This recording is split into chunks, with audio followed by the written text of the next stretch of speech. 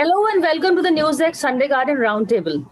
Well, today we shall be taking a break from discussing Afghanistan and actually focus on another big issue that has been worrying all of us all this while, which is, of course, the rise of COVID, impending third wave. How serious will it be? Because we are living in a COVID continuous world. In fact, as of now, the data shows there were about 32,000 cases recorded in average in the last 7 days. Cases are falling, but does that mean that the third wave will not happen? Will it not be as serious? And where are we on the vaccination front? There's been some kind of worry that, have the vaccinations efficacy reduced? Should we mix and match the vaccination? Should we take a booster third dose? To discuss all that with me, I have joining me a panel of experts. I have Dr. Harsh Mahajan. He is the founder and chief radiologist at Mahajan Imaging. Professor Dr. Sanjeev Bagai, he's the chairman at Nephron, and also he's a Padma Shri awardee. And Dr. Romel Tikku, he is, of course, the director of internal medicine at Max Hospital.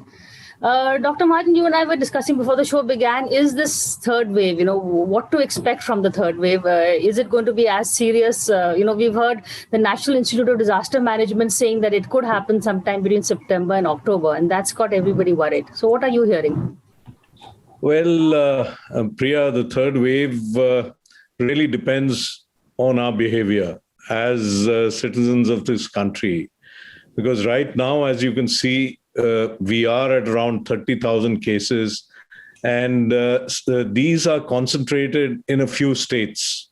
And even if we look at Kerala, which has the maximum numbers, the cases in the last week have come down. So we hope that with COVID-appropriate behavior, with increasing vaccination, these cases would continue to come down. But if we look at the vaccination itself, even though we've vaccinated more than any other country in the world, save China, but still, if we look at our population, the percentages are very less. We have reached about 6 million doses a day, which we are able to do. The target now has to be 10 million a day. And once we have the vaccines, probably we would be able to do it. But there are still a lot of unvaccinated people out there. However, if we look at the ICMR survey, which was done across the country, it says that about 65 to 70% of the population is seropositive, meaning has had some exposure to the virus, and even 75% in certain geographical areas. Kerala, as per that survey, was at 40%. And we've seen, the surge that happened in the last month and a half in Kerala. So if we believe this Sero survey, and this also includes children, of all ages, then one would say that we are in a good position. If the vaccination numbers can be ramped up, and if we can achieve the target of vaccinating the entire adult population by end of the year, seems implausible. Maybe by March, we may be able to do it. Then we would have to really attempt to create a third wave. And if the third wave does come, which it will, maybe this number of 30,000 may go up to 90,000, a lakh. But frankly, the number of 5 or 6 lakhs a day that has been touted seems unlikely, unless, of course, we have a different mutation occurring, a new virus taking over, and then you don't know. Because if it is more infective than the Delta virus, then, you can't say what will happen. God help us, yeah. India has already been through the Delta virus. And we hope that if this is what persists, the numbers would not be very large. Dr. Bhatt, take the last parts of this question. Will the third wave also, will it mutate into something more deadly or something, considering that there is some kind of an immunity being built, there's some kind of vaccination happening. Are we going to be in for another severe attack, or are you more hopeful? Hi. So just concentrating on the next surge, so to say, I think the wave scares everyone with the stigma. I think it may actually merge with the downslope of the second wave, which is still continuing in many states in India. Now, if you look statistically, as per today, we are nearing about 60 crore vaccines, one shot and fully vaccinated put together. And if you look at the Indian population of 138 crores, and even if you look at an optimistic figure of 80% of the Indian population being vaccinated, and not counting the children because they have not been approved as yet, you're looking at about 90 crores into two shots. That is two shots each, which is about 180 to 185, or say maximum 190 crore injections. We finished 60. The couple of important points in this is that we have a population which have already been infected, which is nearing about 4 crores. Most international data shows that for every positive patient, there are approximately 9.5 to 10 asymptomatic carriers who had mild infection of the same viral load, but not actually tested positive or not clinically manifested. Now, if you look at that into account, more than 35 crore Indian population would have actually been subjected to or had a transient asymptomatic attack or a mild attack, which was never tested. Keeping in mind 60 crore vaccination and another 35 crore, we are almost half the way done. So I think there is some amount of what we call as community acquired immunity, which is already setting in, that's for sure.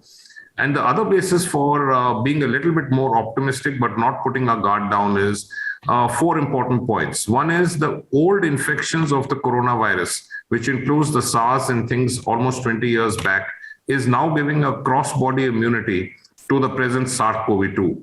The second point is there is something which is called as common cold coronaviruses, which we call as hybrid immunity. So there is a crosstalk amongst tissues, which gives you a very good robust immunity even to this SARS-CoV-2. And third is there is something which we call as a memory response, which is not only B cell, but mainly the T cells, the T regulatory cells, which no one is actually talking of because it's not really measured and difficult to measure. This gives a very long lasting and a memory immunity because that's your reserve. That's your data bank to identify a past exposure and host an immune response. So I'm reasonably sure that the third wave may actually merge with the downslope of the second surge, and it will distinctly be a lot milder. The vaccine is going to now drive another, say, 15 or 20 crores in the next month, if not more. So we would be in a reasonably good position, keeping in mind that masks are equally as important as the vaccine. Good point. Dr. Tikku, take from the vaccination point of view. We've also heard the efficacy of vaccinations is reducing. Some people are saying we need a third dose. Where do you stand on that? What do you feel? Well, there's not enough data to say that, but yes, the efficacy of the vaccines does wane over a period of time. In fact, there is data which says after 1 month only, the levels of antibodies do drop. That's the Oxford, the UK study.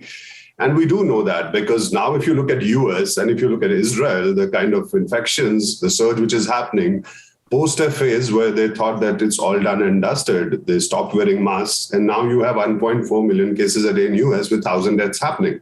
And half the population is vaccinated, actually. So why is that happening? Or if you look at Israel, the first country to be so aggressive with vaccination, and almost hardly any cases post that. And now again, there's a surge. They've again started wearing masks indoors. And again, because the vaccine doesn't give you protection for long, it might give it to you for 6 months, but after that, the antibody levels drop. There is more to immunity than antibodies, the T cell and all that. But yes, you might need a booster at some point. Now, why the WHO says is you should not get into that booster thing right now is because we get their point that majority of the population all over the world in poor countries haven't even received a single shot. So instead of giving a third shot to somebody, why don't we give one shot to somebody who hasn't even had it? So that does make sense. But now there's emerging data which says that the booster doses help to increase the protection. So that's what now US is doing. Post 8 months now, they're giving boosters to everybody, post 8 months of the second dose.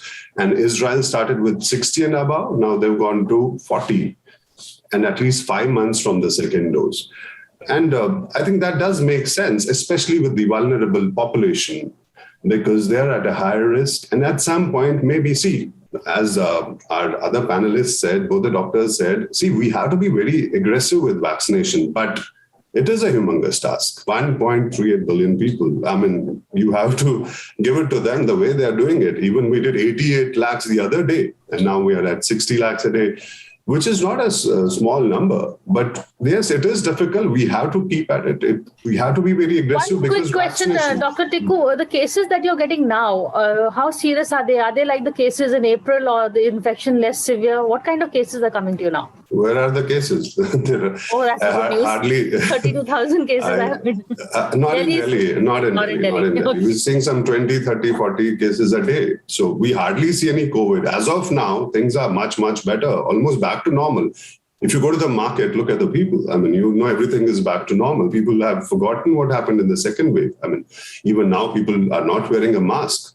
But you look at US and Israel, I'm giving you that example. So how can we be different? Because we have 67% zero prevalence? That's not making any sense. I mean, we can go through it all over again, keep following the code, appropriate behavior, and vaccination. Vaccination is the key.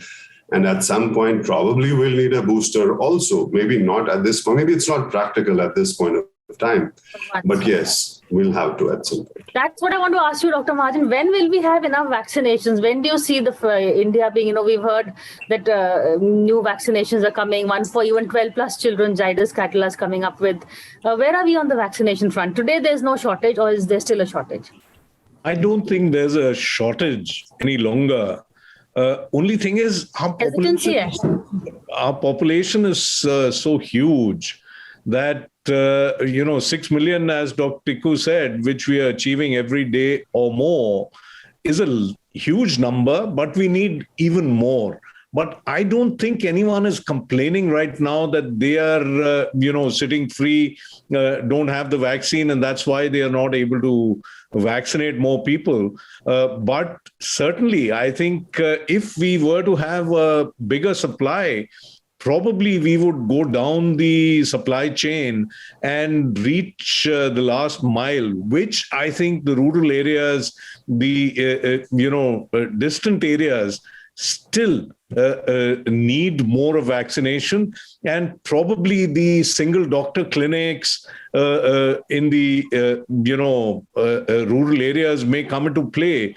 And there is some discussion that in the private sector also, the government may be starting to supply vaccine to these small nursing homes, to these single doctor clinics, who can also then contribute to the entire effort, because they don't have the wherewithal to actually put money up front and buy a large number of vaccines and store them. If the government were to supply, and there is talk that this may happen.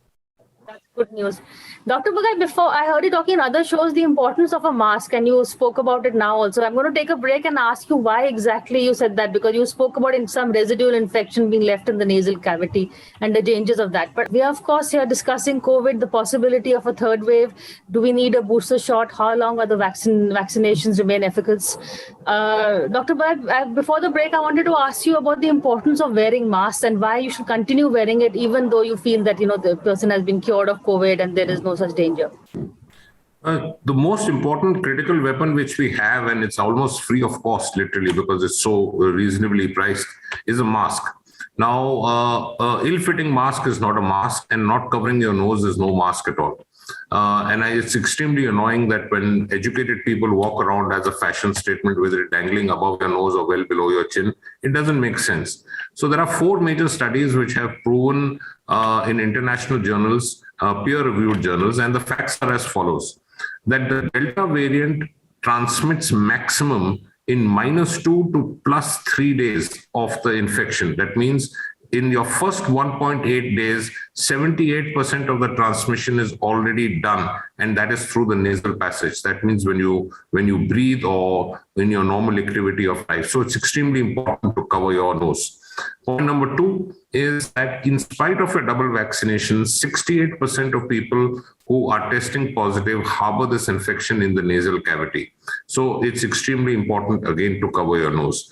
Point number 3, the RNA anemia, that means your load of your virus is almost 80% as comparison to your oral load in the nose. And last, most importantly, is your response of your mucosal response, what we call as IgA, inclusive of IgG and IgM, is maximized from your nasal passage.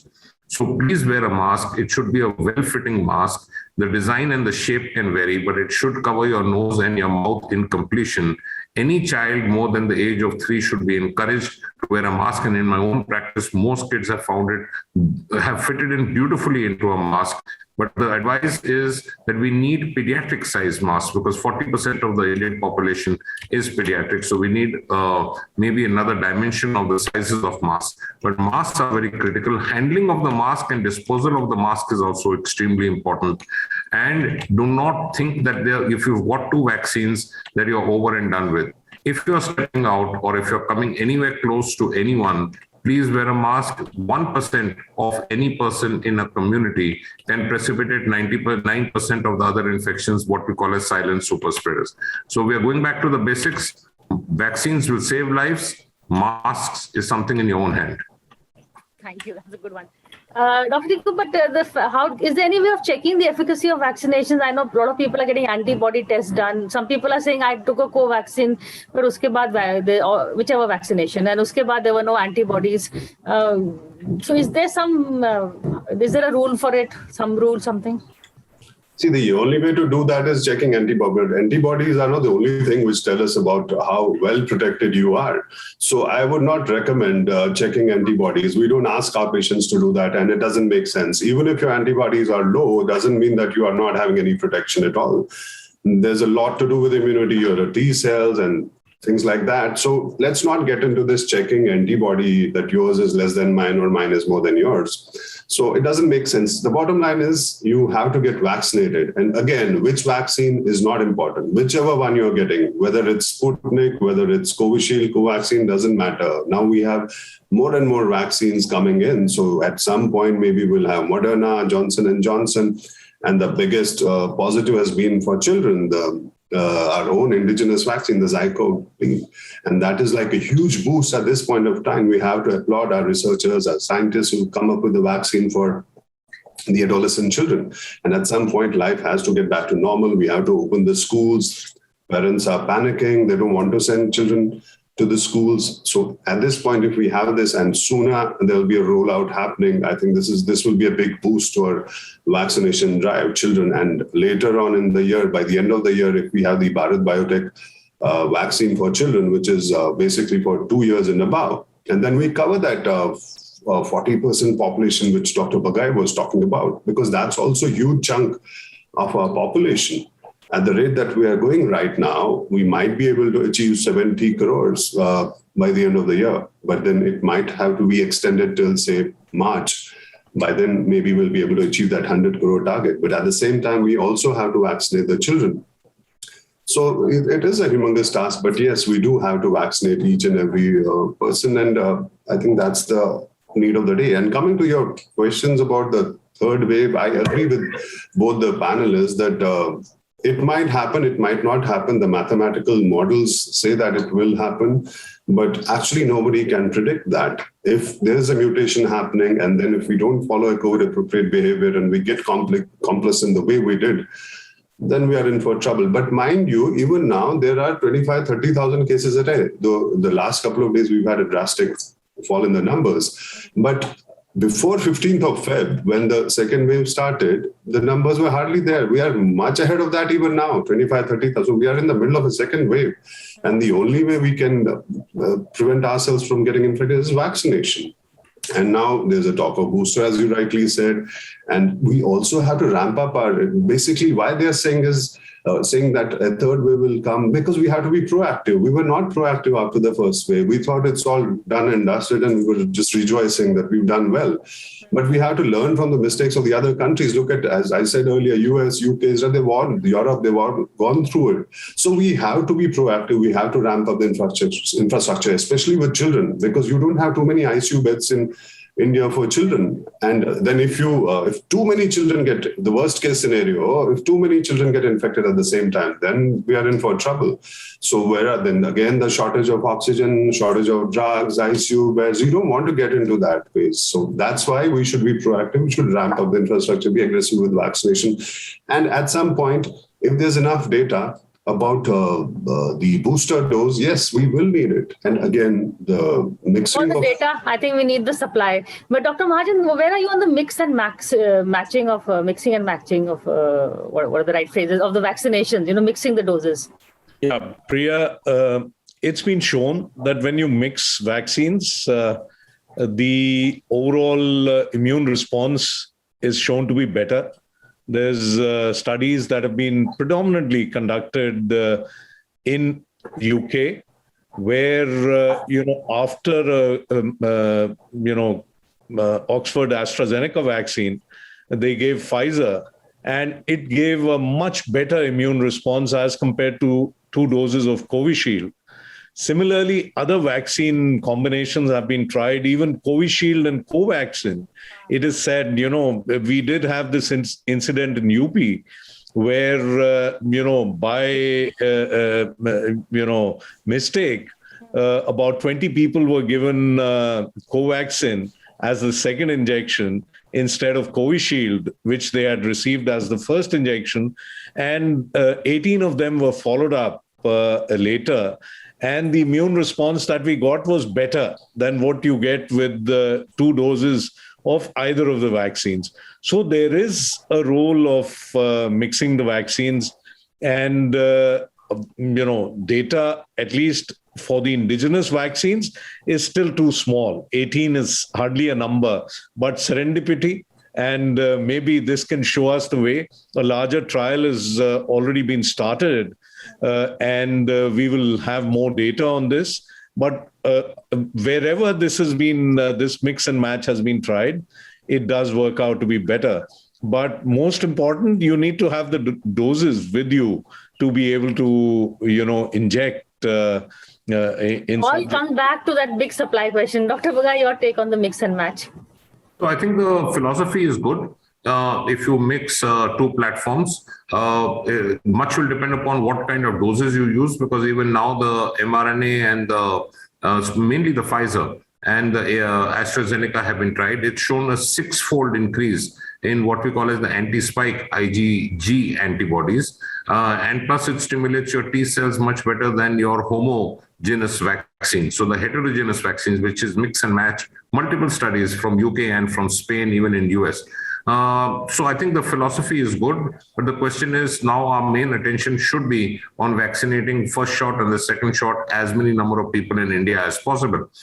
With regards to the third dose, just to touch on it, although it's been briefly touched by both the previous panelists, Israel is, as per this evening, finished 1.7 million doses of the third booster. That's the largest number of third boosters. And their own data and the US data actually shows that the mRNA vaccines, which were given at either 3 weeks or 4 weeks interval, the interval was actually too short. So you've not allowed your body's immune response to flower and mature and nurture the proper response, because you gave the second dose perhaps too early. But all the same, they have started now from across the all age groups. They had initially kept it for the immunocompromised and the aged above 80, blood cancer, solid organ tumors, chemotherapy, biological agents, and so on, because they are extremely clinically vulnerable. But I think they finished the largest. US has also now started. But I'm a firm believer that since most of our vaccines in India are either Covishield or Covaxin, which have a more than 4-week gap, we would be in a much better position. Perhaps we won't need the third booster, so to say. It's important that most people tend to forget is your immune response is biphasic. So it's a camelback. It has 2 humps. It's a question of when you give the second shot. If you give it on the downstroke, you're not going to get much. So you have to ride the wave much like a surf wave to initiate or enhance the immune response. So I'm quite sure we won't need the third dose in India per se. And I'm quite reasonably sure by end December, we would vaccinate the golden figure to kind of achieve a reasonable protection of community-acquired immunity. On that note, thank you so much, all of you, for joining us, and stay safe. And hopefully we'll be meeting again on a much happier note sooner rather than later. Thank you so much for this conversation. Thank you. Thank you.